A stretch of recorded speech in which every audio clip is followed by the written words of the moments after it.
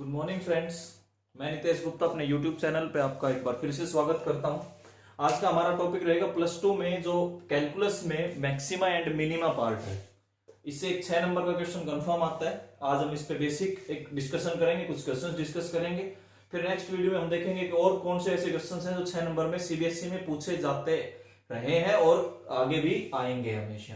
तो सबसे पहले हम इसके बेसिक कंसेप्ट की बात करते हैं, मैक्सिमा एंड मिनिमा। सबसे पहले मान लीजिए हम एक बात करते हैं कि maximum and the minimum values of function f of x in their domain a to b।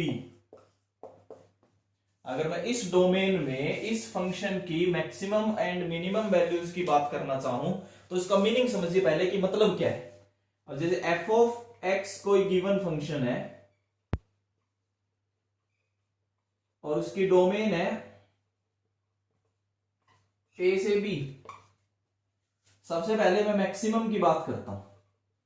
The maximum value of f of x की मैक्सिमम वैल्यू क्या होगी, कैसे पता चलेगा, मीनिंग समझो पहले। Let c belongs to a, b।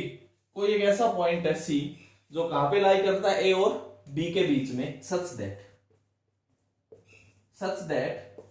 f of x की value हमेशा इसके बराबर या इससे छोटी रहेगी for all x belongs to a to b।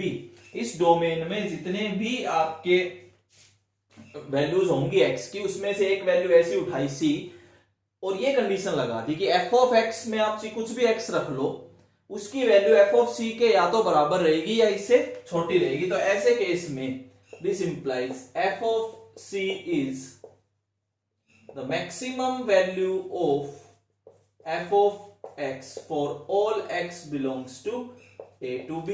a से और b के बीच में अगर आप कोई भी x लेते हो तो उस टाइम इस फंक्शन की मैक्सिमम वैल्यू क्या रहेगी, f ऑफ c। अगर आप ग्राफिकली बात करते हैं,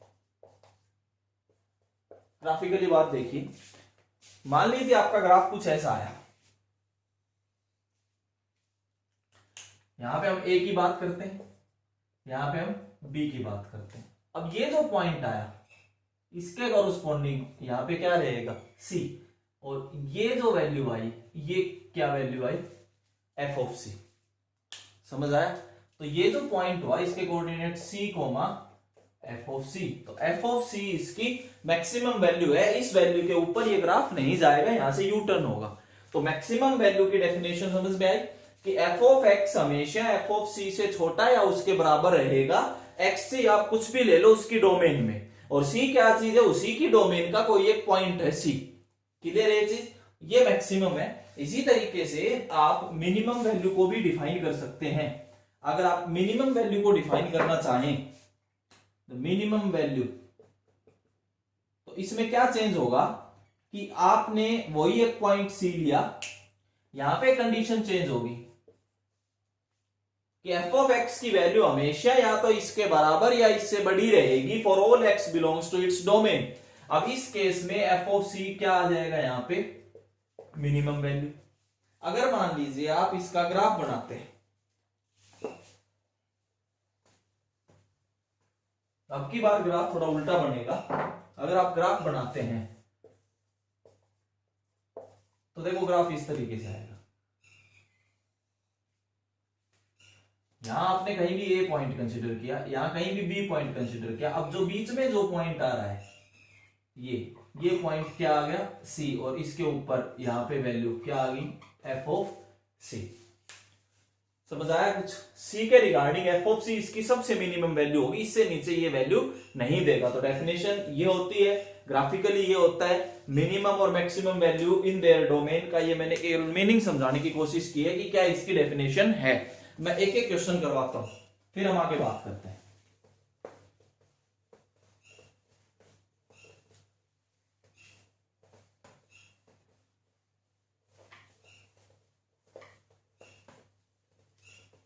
देखिए पहला question, find the maximum and the minimum value of, एक फंक्शन लेके चलता हूं। क्वेश्चन ये, find the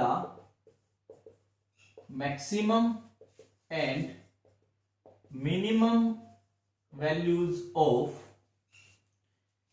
F of x is equal to, पहला question, F of x is equal to 3x² plus 6x plus 8, x belongs to real number. देखिए कैसे करना है।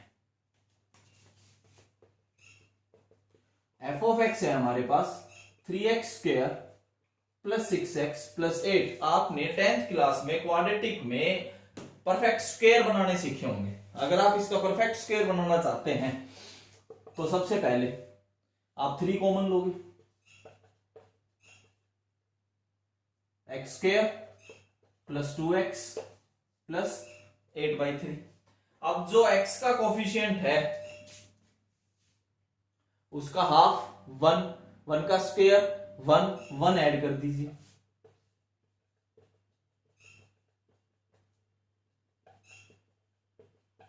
ये होगा। देख सकते हैं, समझ आ रहा है। 1 ऐड किया 1 सब्ट्रैक्ट किया। अगर आप इसको देखते हैं, ये आपका 10th क्लास का टॉपिक आप कर सकते हैं। ये बन गया x प्लस 1 का होल स्क्वायर प्लस इसको देखेंगे तो क्या बन गया 5/3। अब मैं 3 को वापस मल्टीप्लाई करता हूं तो मैंने मतलब परफेक्ट स्क्वायर बना के ही बात होगी। 3 × x प्लस 1 का होल स्क्वायर प्लस 5, ये बात आ गया हमारे पास। यहां तक आया समझ में? इससे आगे हम लोग बात करने की कोशिश करते हैं। देखिए इससे आगे कैसे करेंगे। नाउ हमें पता है कि x प्लस 1 का whole square is always greater than और इक्वल टू 0, क्योंकि एक परफेक्ट स्क्वायर है। ठीक है, अगर मैं इसको 3 से मल्टीप्लाई कर दूंगा तो भी ये यही रहेगा। अगर मैं इसमें 5 ऐड कर दूं तो फिर ये इधर क्या आ जाएगा 5। अब ये जो वैल्यू है ये किसकी वैल्यू है? एफ ऑफ एक्स की। F of x must be greater than और इक्वल टू 5। इसका मतलब मिनिमम हुई या मैक्सिमम वैल्यू हुई, ये देखिए।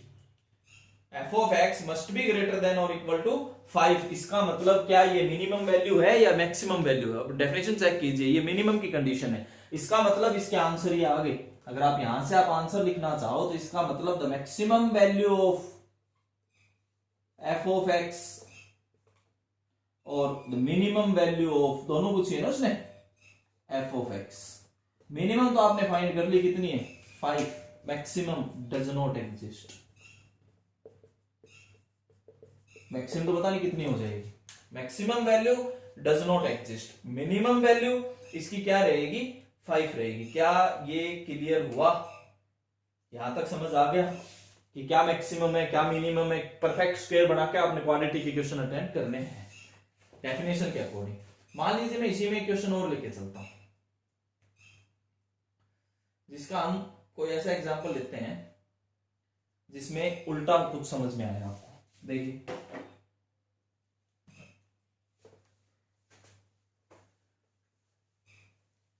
क्वेश्चन वही है, पार्ट चेंज कर रहा हूं। Find the maximum and the minimum values of, second question, F of x is equal to minus of X minus 1 का होल स्क्वायर प्लस 2। इसके रिगार्डिंग बात करनी ऑन आर रियल नंबर्स की set. Find the maximum and the perfect square इसने already दे दी, अच्छी बात है। हम ये लेके चलते हैं, x माइनस 1 का whole square is always greater than और इक्वल टू 0, परफेक्ट स्क्वायर। अगर आप इसको माइनस से मल्टीप्लाई करते हो तो इनइक्वालिटी के साइन चेंज होते हैं। अब आप इसमें 2 ऐड करते हो तो उधर भी 2 ऐड हो जाएगा। अब ये क्या चीज है? F of x must be less than और इक्वल टू 2। आप डेफिनेशन से चेक कर सकते हैं क्या ये मैक्सिमम वैल्यू रहेगी या minimum. It is the maximum. The maximum value is 2। इस केस में the minimum value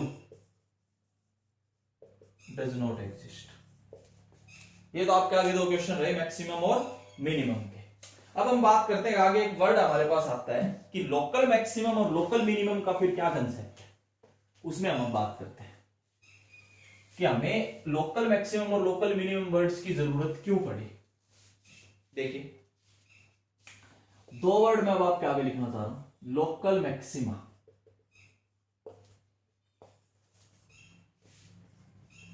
local minima. हमें इन वर्ड्स की भी जरूरत होती है। ग्राफिकली आपको समझ आ जाएगा। मैं दो ग्राफ, वही सेम ग्राफ से आप इसमें बना लो। मान लीजिए आप इसमें ग्राफ बनाया आपने कुछ इस तरीके से, सेम ग्राफ मान लो आप इसमें बना लो।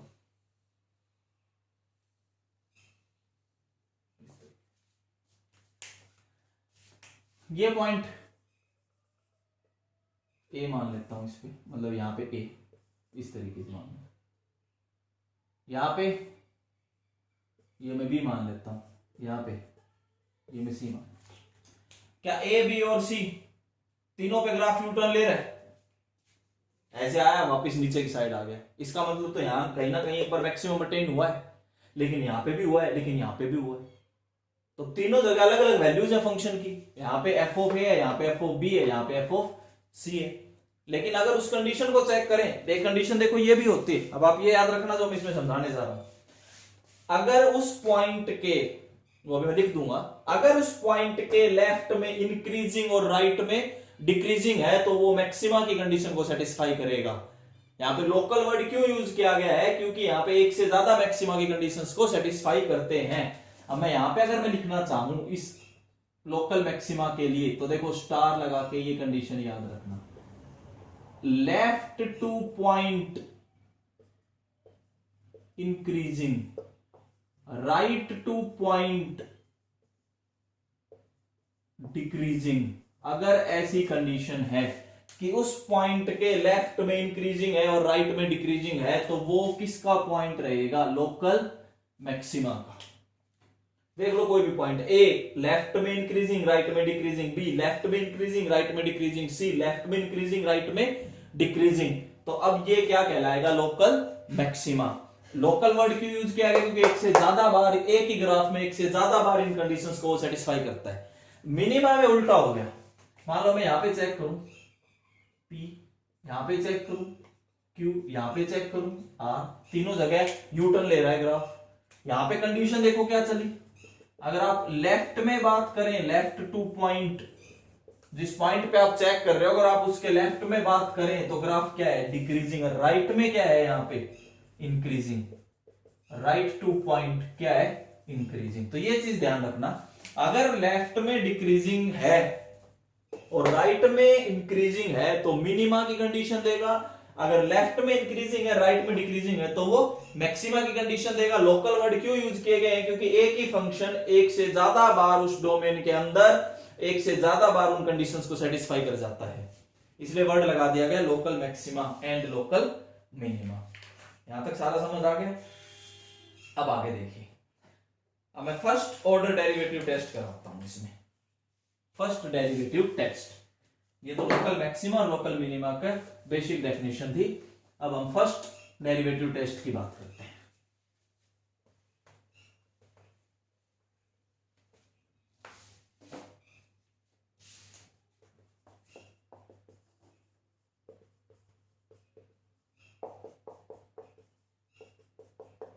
फर्स्ट डेरिवेटिव टेस्ट देखो करना क्या होगा। कोई भी गिवन फंक्शन होगा, ठीक है, जो हमें मेन काम करना है। एफ ऑफ एक्स कोई गिवन फंक्शन होगा,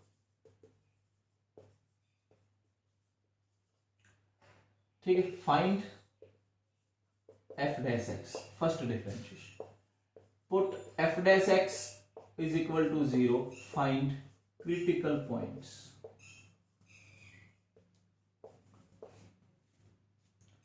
ठीक है, से A1, A2, A3 कितने भी आगे क्रिटिकल पॉइंट्स आ गए। फर्स्ट ऑर्डर डेरिवेटिव टेस्ट में हमने क्या करना है, उसका सबसे पहले सिंगल डिफरेंशिएशन करके जीरो करके उसको और उससे x की वैल्यू फाइंड करनी है, तो वो क्रिटिकल पॉइंट्स हो गए। उसके बाद बाय द हेल्प ऑफ, मैं क्वेश्चन में करवा रहा हूं फिर, wavy curve method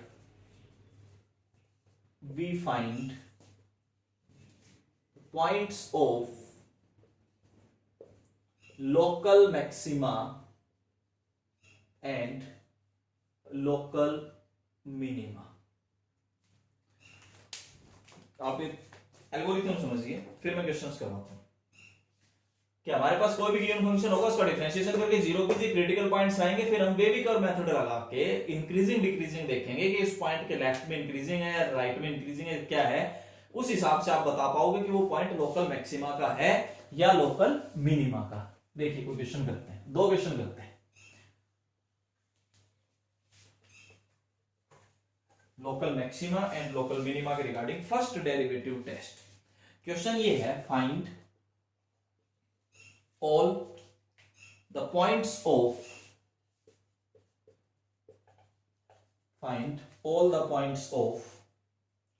local maxima and local minima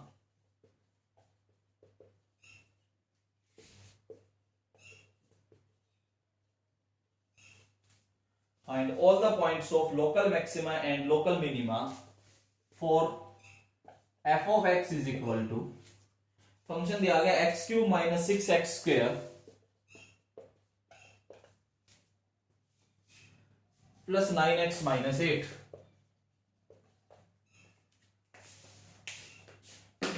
देखिए तरीका समझे आप। एफ ऑफ एक्स कोई गिवन फंक्शन है, X cube minus 6x square plus 9x minus 8। सबसे पहले हमने डिफरेंशिएशन करना है।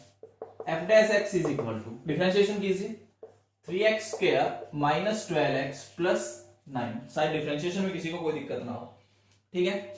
3 अगर हम कॉमन ले लेते हैं तो we get x square minus 4x plus 3।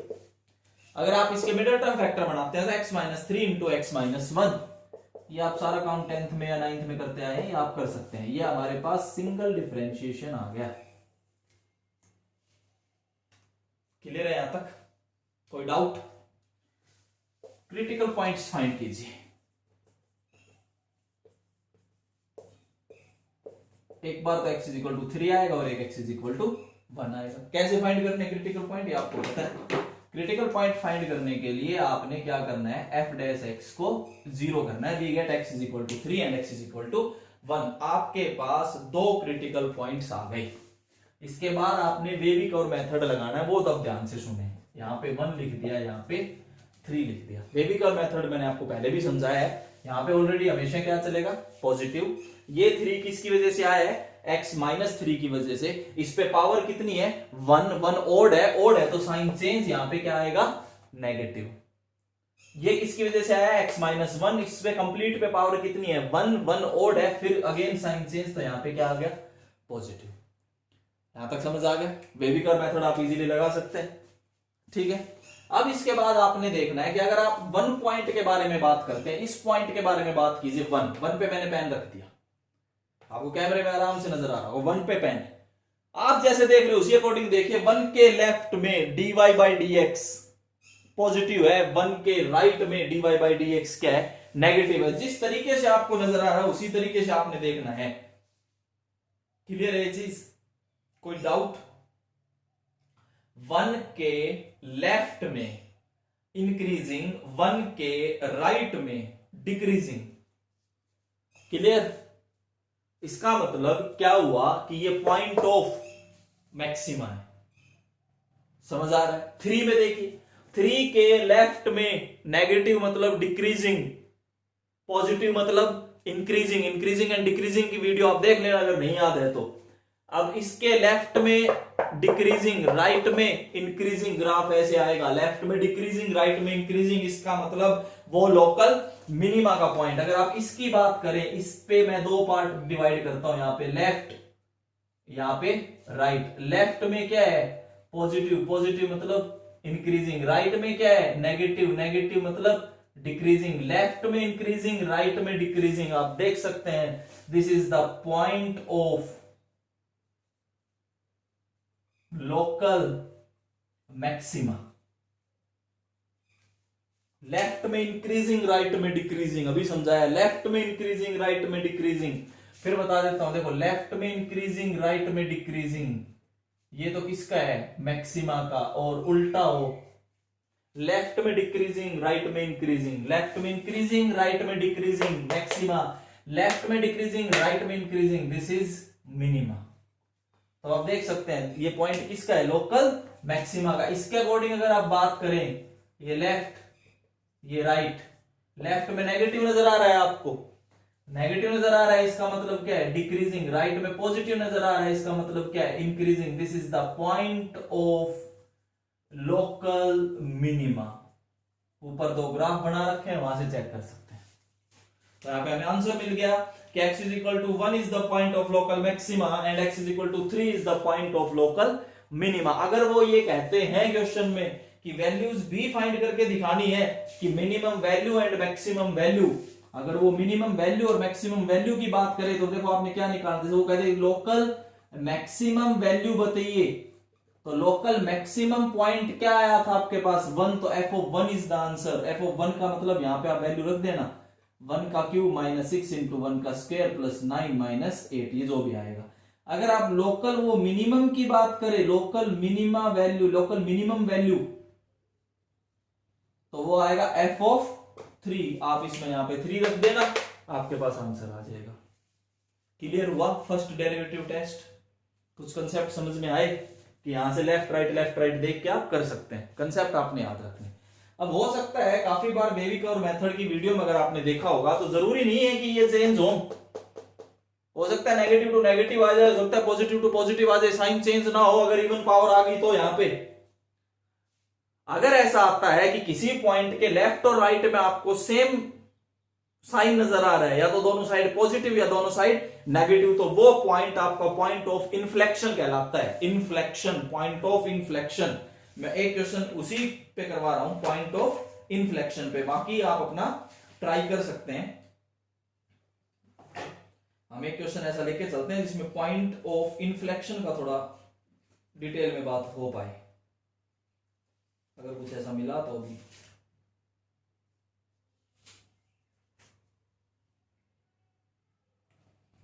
ये देखिए,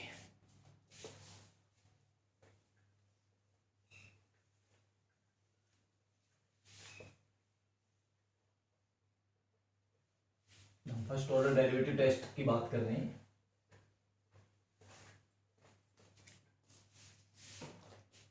क्वेश्चन है वही same, f of x change है, क्वेश्चन वही, ये पॉइंट्स निकालने लोकल मैक्सिमम मिनिमा के। x cube minus 6x square plus 12x minus 8, कुछ इस तरीके का सेम आपने कंसेप्ट रखना है। वही अपना काम कीजिए। सबसे पहले हम f डैश x फाइंड करते हैं, 3x square minus 12x plus 12। Clear है चीज? ठीक है। अगर मैं 3 कॉमन लूं तो we get x square minus 4x plus 4, we get 3 into x minus 2 का whole square. This is f dash x। कोई डाउट? अगर हम यहां पे टू फाइंड क्रिटिकल पॉइंट्स, अगर आप क्रिटिकल पॉइंट्स फाइंड करते हैं तो put f dash x is equal to 0। तो 3 इंटू एक्स माइनस 2 का whole square is equal to 0, we get x is equal to 2 is the critical point. अब आप baby curve method अगर लगाते हैं, एक हमारे पास एक ही पॉइंट, इधर हमेशा क्या आएगा पॉजिटिव। अब ये देखो ये किसकी वजह से आया है, x माइनस 2 का होल स्क्वायर, ये दैट इज इवन है, तो sign does not change, sign change नहीं होंगे, तो यहां भी क्या आ जाएगा पॉजिटिव। अब आप देखो 2 के लेफ्ट में देखो तो भी पॉजिटिव, 2 के राइट में देखो तो भी पॉजिटिव। क्या 2 के इधर और इधर कोई साइन चेंज हुआ? नहीं हुआ। इसका मतलब this implies x is equal to 2, neither the point of local maxima nor the point of local minima, neither the point of local maxima nor the point of local minima, but मैं यहां पे लिख रहा हूं but x is equal to 2 is the point of inflection. ये आपका inflection का point होगा। ये वर्ड आप ध्यान रखना कि ना तो वो मैक्सिमम हुआ ना वो मिनिमम पे गया, ठीक है, क्योंकि उसका साइन चेंज नहीं हो रहा, दोनों साइड, अगर आप ऐसे केस में दोनों साइड आपको पॉजिटिव नजर आए या दोनों साइड आपको नेगेटिव नजर आए, तो इसका मतलब ये हुआ कि ये आपका पॉइंट ऑफ इन्फ्लेक्शन है। क्लियर है यहां तक? यहां तक मैंने मैक्सिमा एंड मिनिमा का आपको फर्स्ट डेरिवेटिव टेस्ट करवाया है। इससे नेक्स्ट वीडियो में हम सेकंड ऑर्डर डेरिवेटिव टेस्ट इससे नेक्स्ट वीडियो में डिस्कस करेंगे, जिसके साथ कुछ बहुत अच्छे अच्छे क्वेश्चंस भी डिस्कस होंगे। यहां तक आप इसको पढ़िए, इसके ऊपर इसके रिगार्डिंग फर्स्ट ऑर्डर डेरिवेटिव के क्वेश्चंस कीजिए। कोई डाउट आते हैं आप कमेंट बॉक्स में डालिए। Thank you.